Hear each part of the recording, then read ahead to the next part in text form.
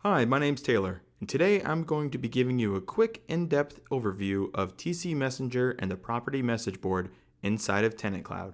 TC Messenger is a great way to get a hold of your landlord should you need to reach out to them. Here, you can send a message where they will receive a notification that you've sent them a message.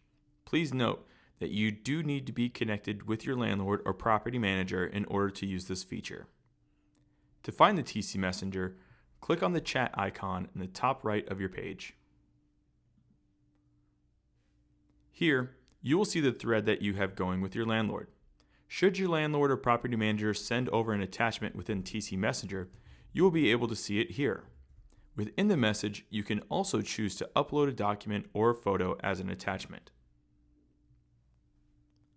On the left side of the chat, you will also see an icon reading PB. If you see this icon, that means that your landlord or property manager has set up the property message board.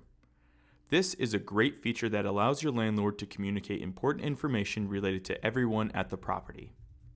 Some things that might show up on here are policy changes, weather warnings, property events, inspections, and more.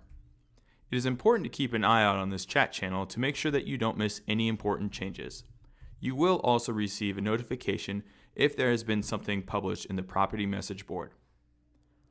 Once your landlord or property manager has posted something on the property message board, you will be able to comment on the post. Please note that your landlord can disable comments on the specific post. If your landlord has disabled the comments, you will see a commenting on this post is not available notice. In order to remove a comment, please select the remove options from the dots menu. Please note that you can only remove comments if the landlord has not read your message. And that is a brief, in-depth overview of TC Messenger and the property message board. To open a free tenant account, just go to www.tenantcloud.com or click the link below in the description and sign up today.